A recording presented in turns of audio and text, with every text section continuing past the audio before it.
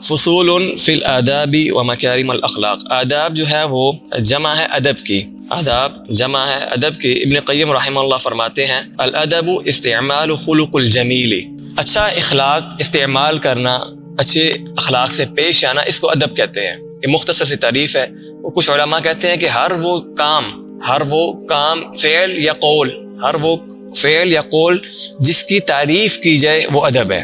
یہ ہر معاشرے میں مختلف، یعنی ہمارے پاکستان میں کچھ چیزوں پہ تعریف کی جاتی ہے، لیکن اگر آپ وہ چیز یورپ میں دیکھیں تو اس چیز کو تعریف نہیں کی جاتی بلکہ عیب سمجھا جاتا ہے. جس طرح عرب میں کافی چیزیں ہیں جو اس میں وہاں پہ عیب سمجھا جاتا ہے، لیکن یہاں پہ اس کو تعریف کی جاتی ہے، اس کو کچھ نہیں سمجھا جاتا. یہ مختلف ہوتا ہے، لیکن ہر معاشرے کا اپنا ہی ادب اور اخلاق ہے. تو ہر وہ چیز، ہر وہ قول، ہر وہ فعل جس کی تعریف کی جائے، جس کی مدح کی جائے، جس کی تعریف کی جائے تو وہ ادب ہے. اور ابن قیم فرماتے ہیں ہر اخلاق، اچھا اخلاق اپنانا اور اس کو استعمال کرنا یہ ادب ہے. ادب جو ہے یہ عوام کے لیے تو ہے ہی ہے، لیکن جیسا میں نے پہلے کہا تھا طلاب کے لیے تو یہ واجب ہے، تاکہ انسان جو ہے وہ اپنا اچھی طرح امت کو علم دے سکے، فائدہ علماء لوگ اٹھا سکیں.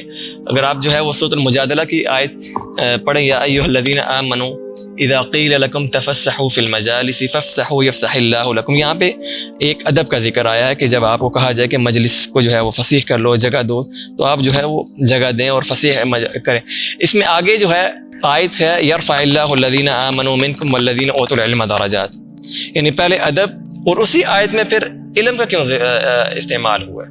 یہ ساری چیزیں ہیں، لیکن یہاں پہ کیونکہ کچھ آپ کو جس طرح میں نے بتایا تھا کہ کچھ علماء کے پاس علم ہے لیکن ادب نہیں ہے، جس کی وجہ سے لوگ ان سے سیکھتے نہیں ہیں، تو لاب ان کے پاس نہیں ہوتے ہیں.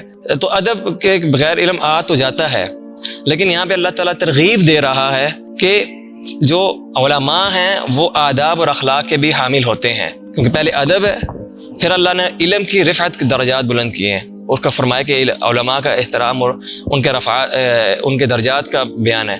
یعنی علماء ہی ادب کے جو ہے حامل ہونے چاہیے، یعنی ترغیب دی جا رہی ہے کہ جو علم والے ہیں ان کو ادب سیکھنا چاہیے.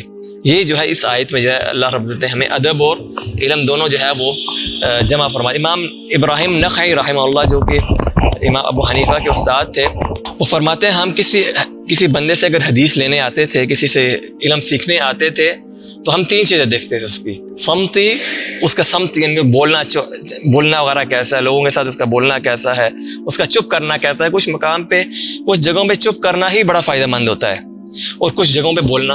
لیکن فتنے والے دور میں اپنے گھروں میں ایسے بیٹھ جاؤ جیسے گھر کے اندر برتن ہوتے ہیں، برتن گھر سے باہر نہیں نکلتے، تم بھی اپنے گھر میں ایسے ہی بیٹھ جاؤ، یعنی چپ کر جو کس فتنے میں بات چیت نہ کرو.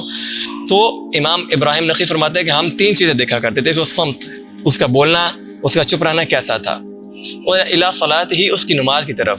جو نماز ہی نہیں بندہ پڑھتا اس سے کیا حدیث لینی ہے. اس کی نماز، اس کا بولنا اور اس کا حال کیا تھا، لوگوں کے ساتھ اس کا حوال کیسا تھا، اس کا اخلاق کیسا تھا. تو یہ چیزیں علماء حدیث لینے سے پہلے دیکھا کرتے تھے.